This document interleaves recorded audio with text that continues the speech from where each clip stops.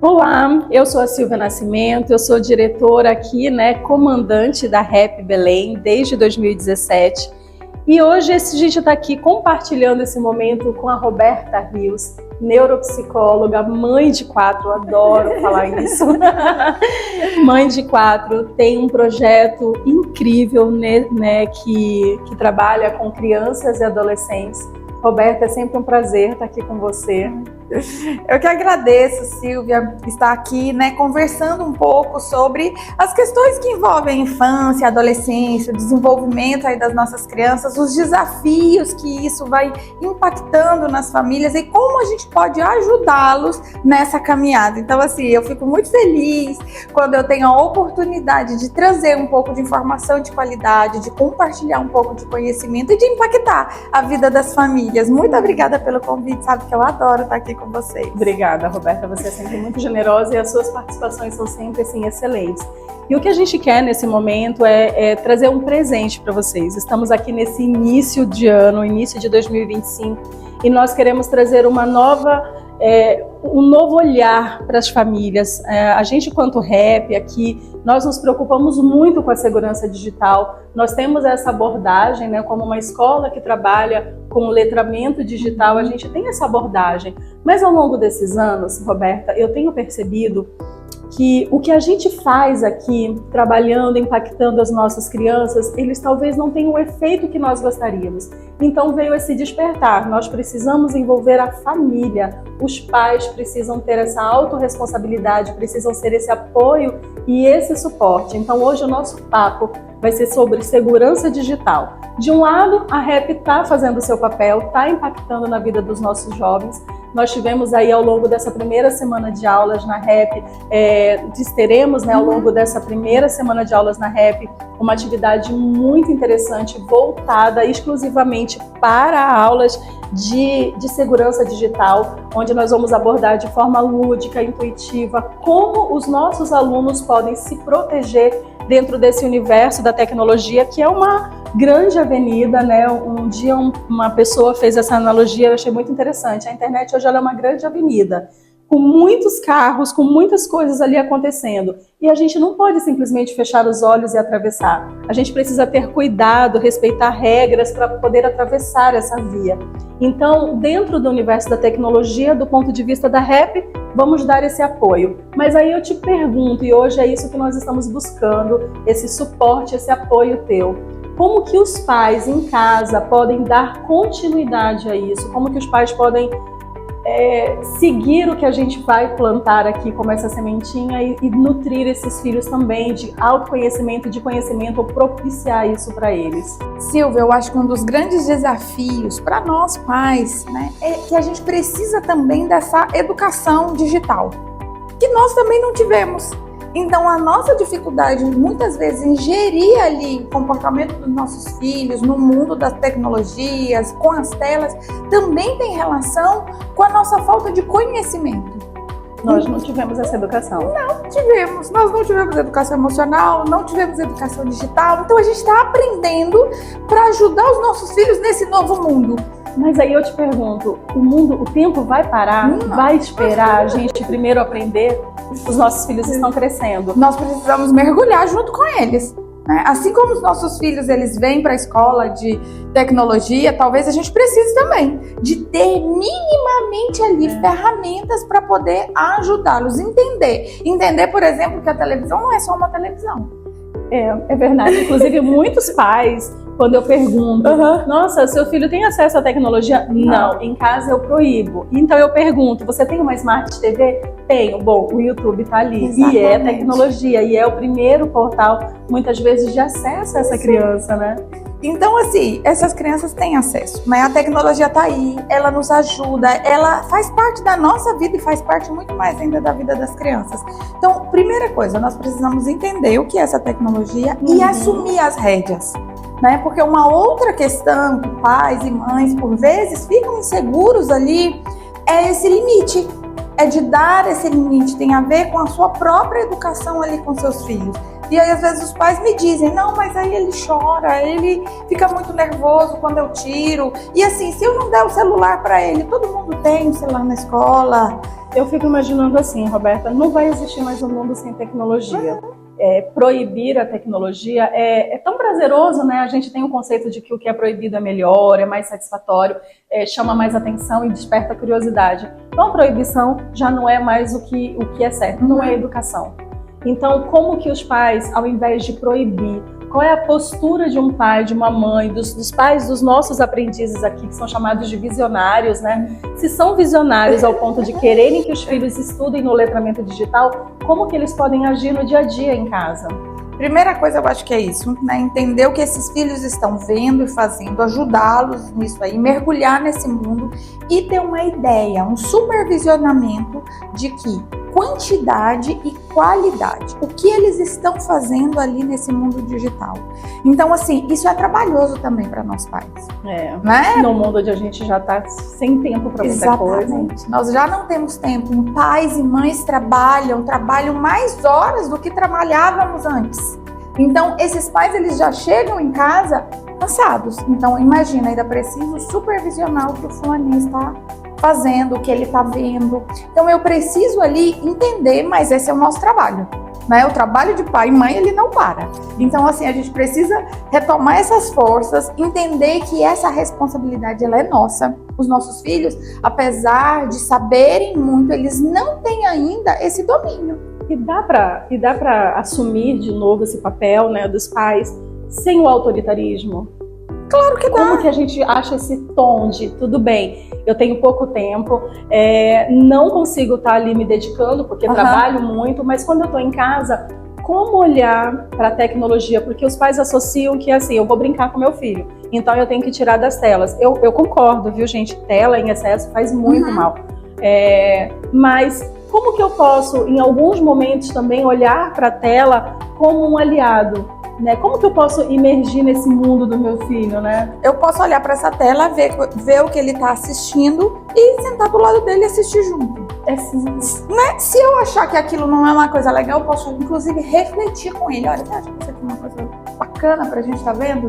Né? Não é. Vamos procurar outra coisa? Posso oferecer outros programas, no caso de assistir. Se é um jogo, eu posso também ir para ali pegar o videogame e tirar ali meia hora, 40 minutos e jogar junto com meu filho. Se eu acho que esse jogo também não é um jogo legal, eu também posso pesquisar, sugerir outro jogo. Né? Não dá pra gente ficar de cá gritando e reclamando. Sai da frente da televisão, sai da frente desse videogame, guarda tudo. Se eu também não me disponho a estar lá. Né? E isso vai ajudar no nosso vínculo com os nossos filhos, nessa caminhada aí que é tão importante.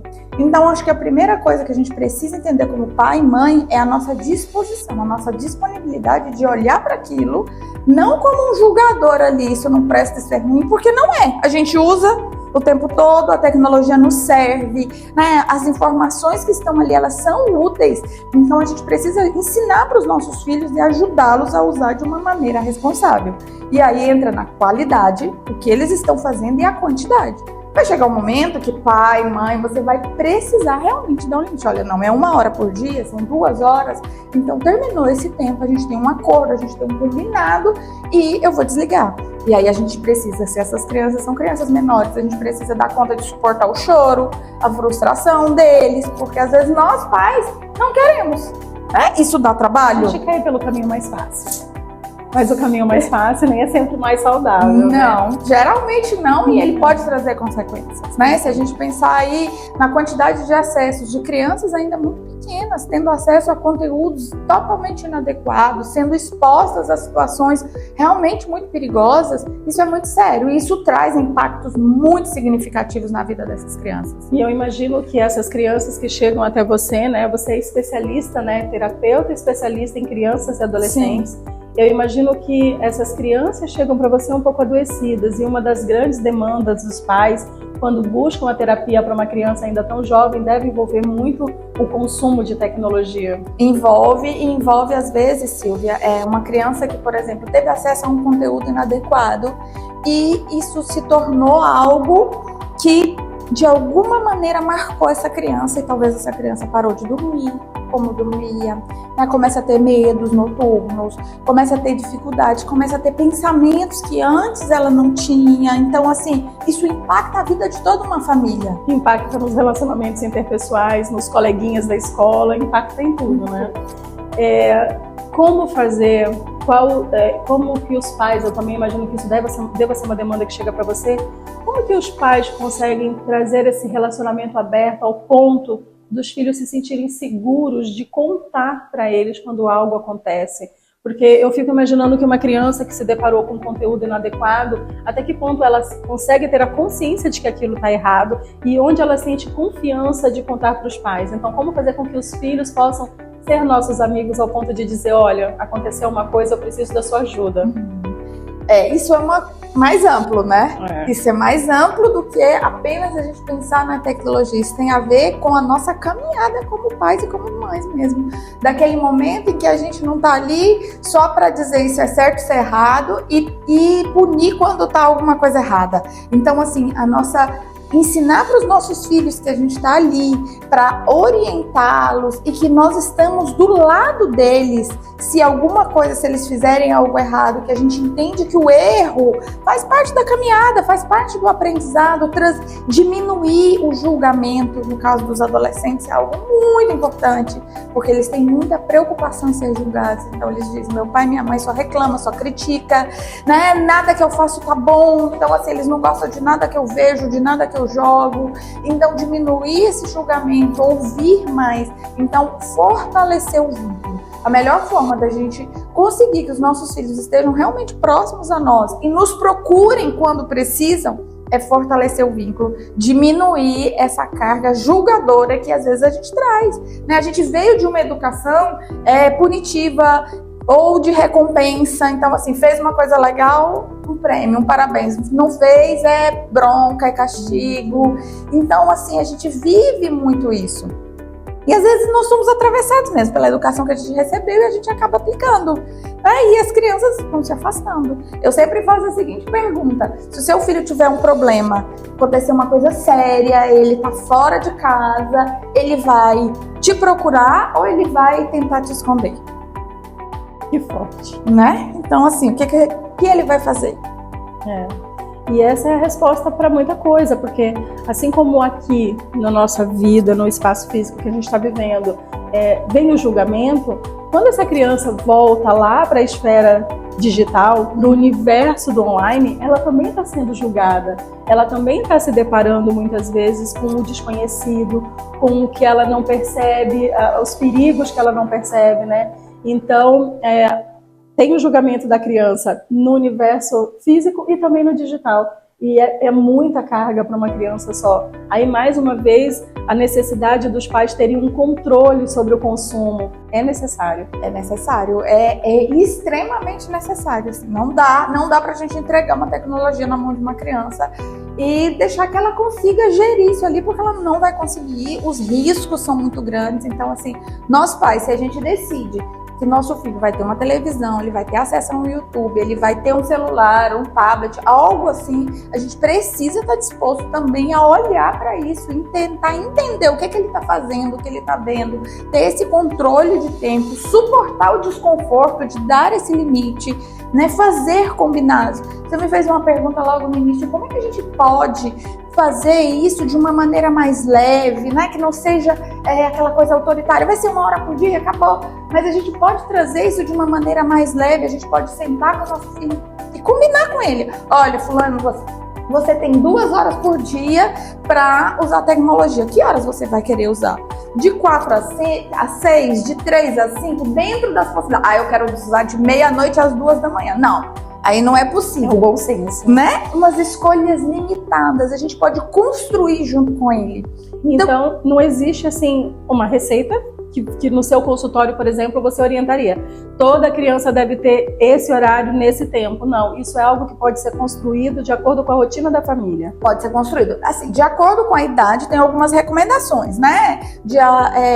Até 2 anos seria 0 telas. De 2 aos 5 ou 6, se eu não me engano, 1 hora por dia. E por aí vai. Tem essas recomendações da Sociedade de Pediatria de quantidade de uso de tela. Sim. Mas dentro dessa quantidade, eu sempre trago para o que funciona naquela família, na logística daquela família. O que ela pode fazer? Qual horário essa criança vai utilizar?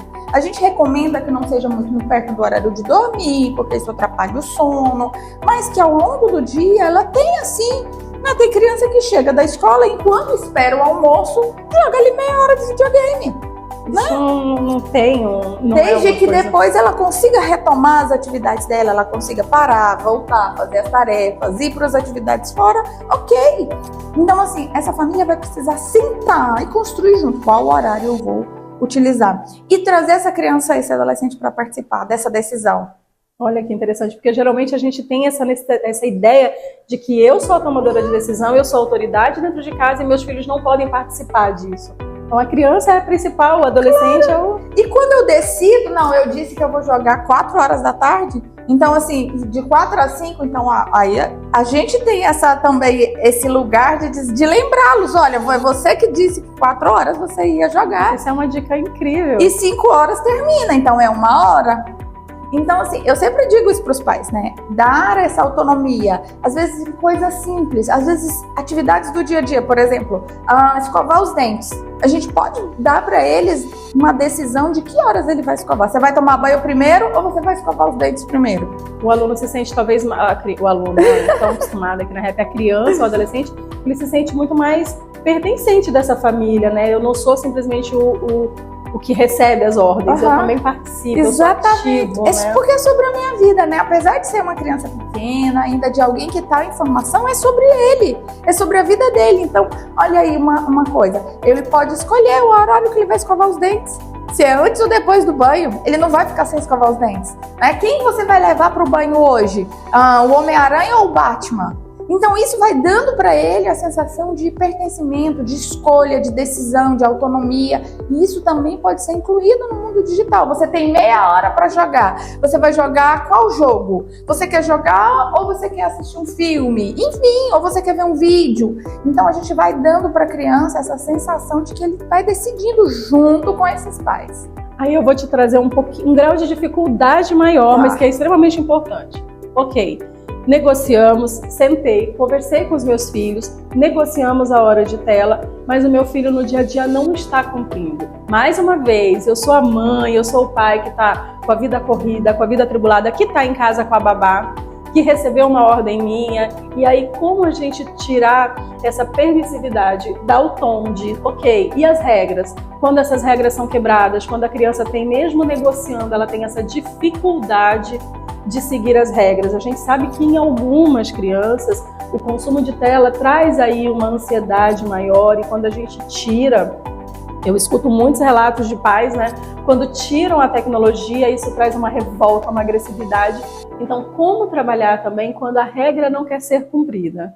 Então, nesses casos, assim, quando você já faz o acordo, eu sempre sugestiono para os pais fazer algo visual, né? Se puder deixar essa rotina mais visual possível, por escrito, para a gente poder ajudar essa criança a se lembrar. A previsibilidade, né? Lembrar que naquele momento que você está construindo aquelas regras, aqueles combinados ali junto com a sua criança, você vai dizer para ela, olha, quando você não conseguir cumprir, quando algo sair, a gente vai precisar dar 2 passos para trás e rever tudo isso aqui que a gente combinou, certo? Então, assim, essa criança, na hora de parar, vamos lá, ela tá jogando, você sabe que faltam 10 minutos, ainda é uma criança pequena que talvez ainda não tenha essa noção do tempo, você já avisa para ela, olha, daqui 5 minutos vai terminar o seu tempo. Isso a gente chama de previsibilidade, isso ajuda muito, até nesse controle da ansiedade, né? Ou, termine o seu jogo, termine o seu vídeo. A gente não precisa ser tão rígido, deu 1 hora em ponto, a gente desliga. A gente pode respeitar. Fulano, o que você está fazendo? Termine então o seu vídeo aí, e aí a gente espera 2 minutos, 3 minutos ali, e ok, a gente mostra para essa criança que a gente está respeitando.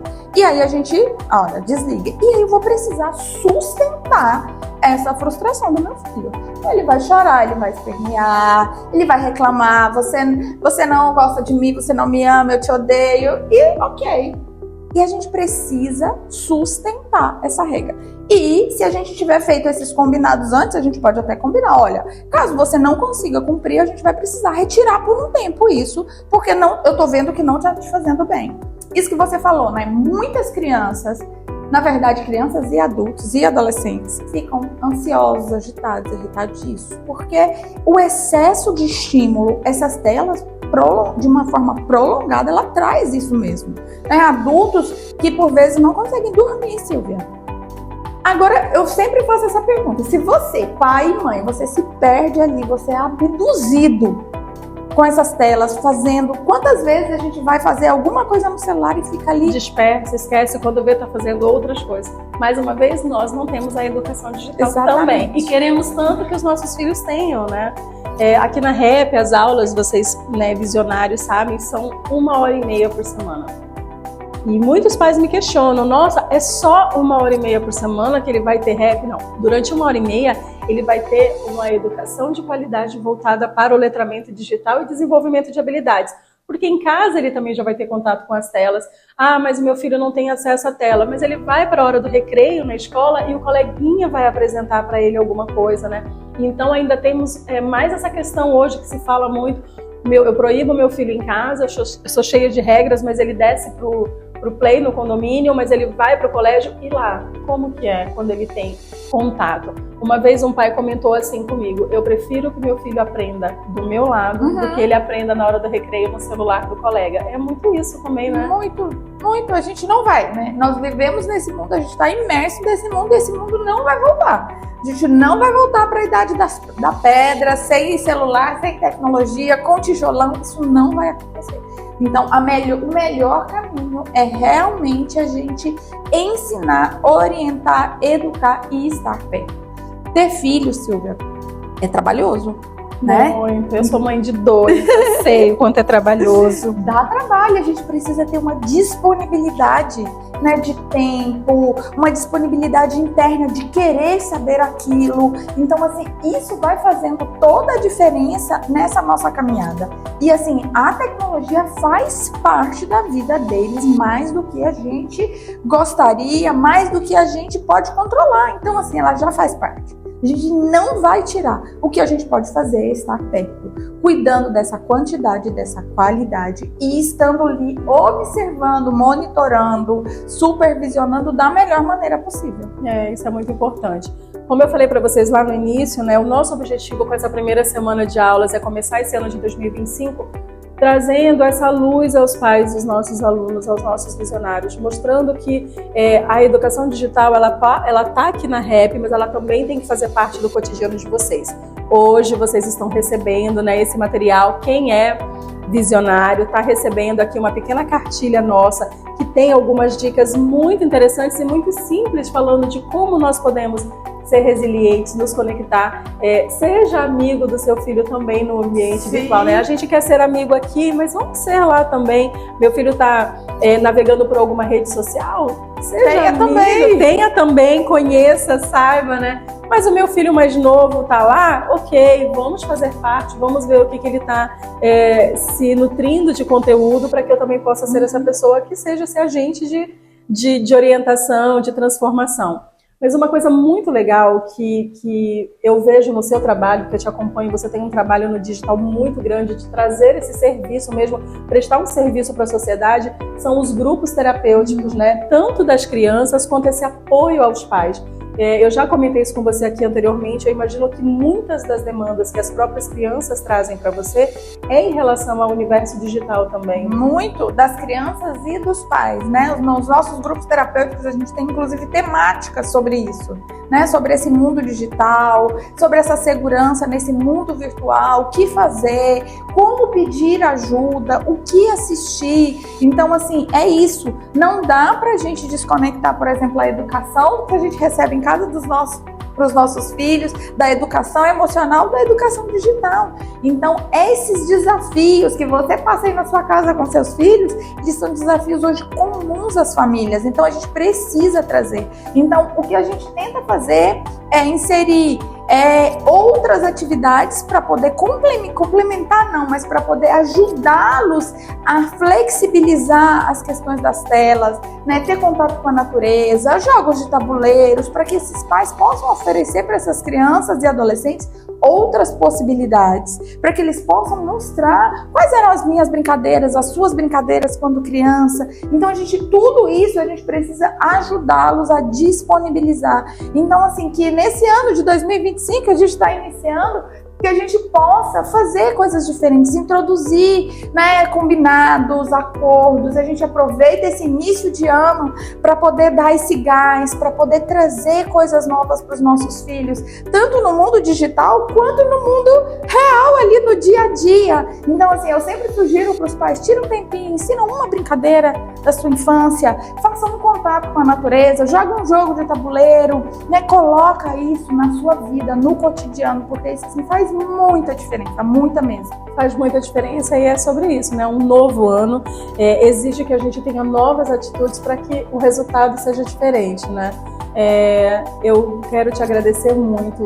Foi um prazer ter esse papo. Hoje você deu dicas interessantíssimas, falar sobre a possibilidade dos combinados, sobre a gente dar esse tom de respeito para os nossos filhos, mostrar para os nossos filhos que sim, eu te respeito e não eu te chantagio, né? Eu estou aqui te chantageando, não, eu estou aqui te respeitando. Então foram tantas dicas importantes, Roberta. São muitos pais hoje que estão aqui assistindo esse teu conteúdo, esse teu material. Sigam a Roberta nas redes sociais, @psicóloga Roberta Rios.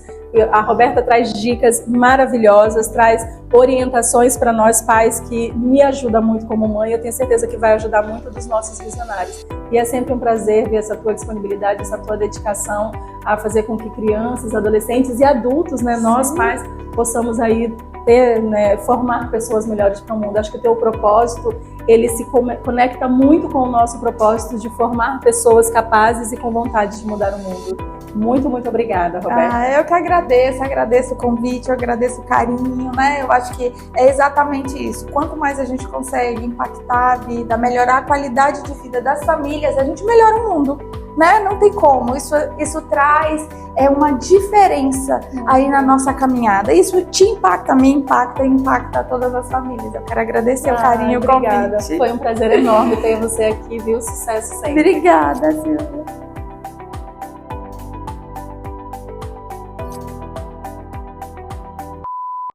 E aí? Foi? Pronto, não vai nem precisar editar, diz pra Luciana nem me cobrar essa.